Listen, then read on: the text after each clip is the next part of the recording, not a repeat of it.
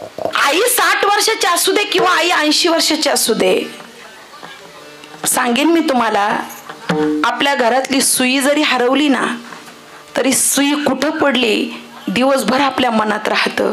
का? 2 भाव असतो. ती कमी किमतीची म्हणून नाही. अरे सुई हरवली, आता सुईसाठी मी दुकानात जाणार नाही. आणि दुसरी गोष्ट, सुई जर कोणाच्या पायात टोचली तर, म्हणजे साधी 2 रुपयाची सुई दिवसभर आपल्या अंतःकरणातून जात नाही तर जी आई, जिनं उभं आयुष्य आपल्यासाठी जगली, ती आई आपल्या अंतःकरणातून कशी जाईल महाराज, विचार करा.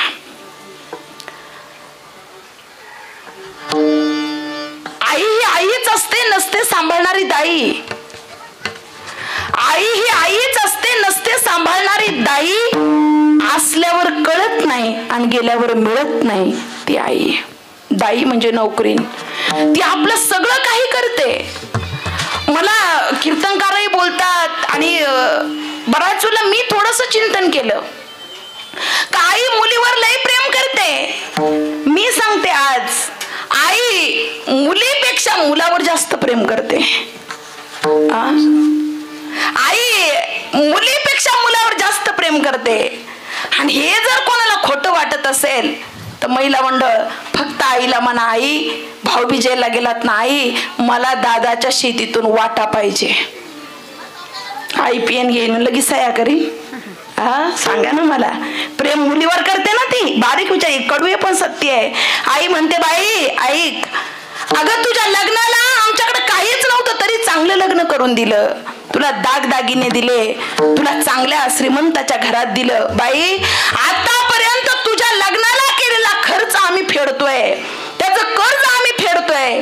ऐक, माझ्या लेकराला जमीन आहे, तू काय कर, रक्षाबंधन आणि भाऊबीज 2 नाही 5,000ची साडी घे, नाही वाटलं तर 10ची साडी घे, पण माझ्या लेकाच्या शेतामध्ये वाटणी मागू नको. म्हाताई खरं आहे का नाही सांगा मला.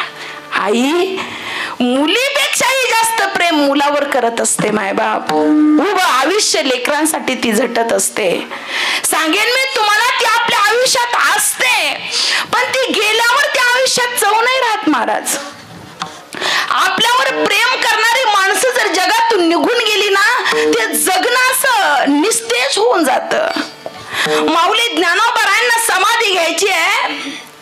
निवृत्तीनाथ महाराज म्हणतात, माऊली मी तुमच्यापेक्षा मोठा आहे, मला आधी समाधी घेतली पाहिजे. माऊली ज्ञानोबाराय म्हणतात, नाही, माझ्या गुरूंच्या आधी मला समाधी घ्यायची आहे, कारण माझ्यावर प्रेम करणारी व्यक्ती हयात असतानाच मला या जगातून जायचंय.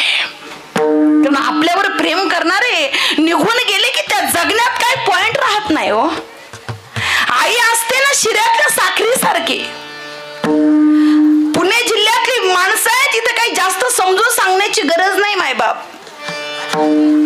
एखाद्याच्या घरी जर तुम्ही कधी पाहुणे म्हणून गेलात, श्रीमंत असतं ते घर, पाहुणे आले म्हणून पोहे करण्यापेक्षा शिराच करू, ती बाई शिरा बनवते, अगदी तूप टाकते, भरभरून तूप असतं त्या शिऱ्यात, छान तो शिरा भाजला जातो, त्या शिऱ्यामध्ये कलर टाकला जातो, महिला मंडळ काजू बदाम त्या शिऱ्यात टाकला जातो, शिरा दिसायला फार सुंदर दिसतो. त्या प्लेटींमध्ये शिरा काढला जातो आणि त्या शिऱ्याच्या प्लेटी ज्यावेळेला त्या पाहुण्यांच्या हातात येतात, पाहुणे बघताच म्हणतात, वा क्या बात आहे. याला म्हणतात शिरा. घरचा शिरा टाळूला चिघटला तर खाली लवकर निघत नाही, पण पाहुणे म्हणून आलोय, काय शिरा बनवलाय, वा क्या बात आहे. एक घास घेतला, तोंडात टाकला, जसा तोंडात टाकला सुंदर दिसणारा शिरा त्या माणसानं तोंडात टाकला आणि चेहरा वाकडा तिकडा झाला.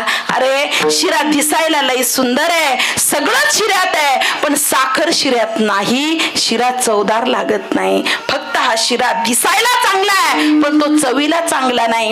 याच्या उलट उदाहरण घ्या मायबाप, एखाद्या गरीबाच्या घरी जा. अरे गरीबाच्या घरी त्या ठिकाणी जायचंय, गेलेत ते गरीबाच्या घरी, गरीब बाईला प्रश्न पडतो, श्रीमंत पाहुणे आलेत, यांना पोह्यावर कसं वाट लावावं, आहे थोडा शिराज बनवते.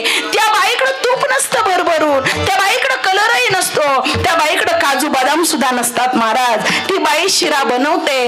अरे शिरा आता माणसांच्या हातामध्ये त्या प्लेटी दिल्या जातात, माणसं त्या शिऱ्याकडे बघतात, तोंड वाकडं तिकडं करतात, पण विचार करतात अरे गरिबाच्या घरी आपण पाहुणे म्हणून आलोय, पण आपण जर शिरा खाल्ला नाही तर त्या बाईला वाईट वाटेल की आपण श्रीमंत आहे, आम्ही गरीब आहे म्हणून आमच्या गरीबाच्या घरचा शिरा खाल्ला नाही, म्हणून जाऊ द्या कसा तरी खावा लागेल. एक घास त्या लोकांनी तोंडामध्ये टाकला, जसा घास तोंडात गेला तसा मिटक्या मारत चेहरा खुलला आणि मिटक्या मारत प्लेटीतला सगळा शिरा खाऊन टाकला. का?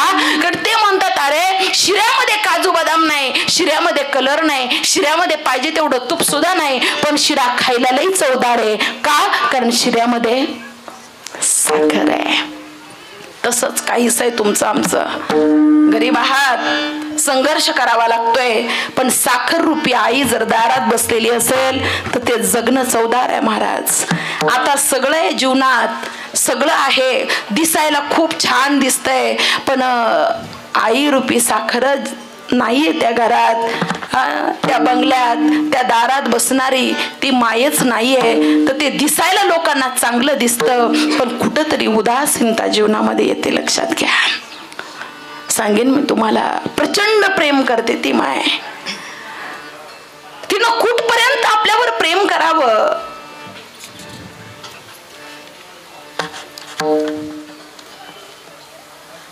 आपण जरी त्या ठिकाणी 60 वर्षाची झालो, आई 80 वर्षाची असेल, भेटायला जाते मुलगी आईला, मुलगी आईला भेटायला जाते, आई मुलाला आवाज देते, भाऊ इकडे ये, तायडी आली, तांब्या भरून आण. बोलता येत नाही तिला, जीभ जड झाली.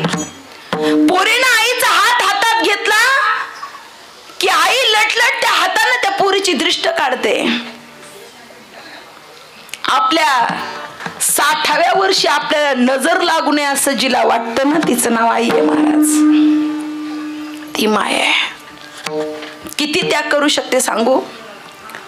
एक 15 दिवसापूर्वी एक व्हिडिओ व्हायरल झाला. फ्लॅट मध्ये राहणारा प्रोफेसर, वाईट वाटतो या गोष्टींचं, आवाज कोरडा पडतो माझा. सत्य घटना पाहत हे कसं शक्य आहे, पण ती शक्य घडताना आपल्याला दिसतंय. मुलगा प्रोफेसर आहे, सुशिक्षित आहे, शिकलेला आहे, आणि वय झालेल्या 70-75 वर्षाच्या आईला लहान लेकरू आणि म्हातारी माणसं सारखी असते म्हणतात. जसं जसं वय वाढेल तशी बुद्धी निघून जात असते. तारुण्यात असेल व त्यांचा काळ, पण वय झालं का बुद्धी निघून जाते. आज त्यांच्यावर वेळ आहे, उद्या आपल्यावर वेळ आहे. ती आई काहीतरी बडबड सतत करत राहायची, म्हणून तो प्रोफेसर आईच्या अंगावर वळ येईल इतके मारत होता महाराज. ज्यावेळेला त्या मुलीनं आई फोन उचलत नाही म्हणून मुलगी ज्यावेळेला माहेरी पोहोचली, तिनं ती अवस्था पाहिली आणि पोलीस स्टेशनला कंप्लेंट दिली. ज्यावेळेला पोलीस आली त्यावेळेला ते सगळं उघडकीस आलं.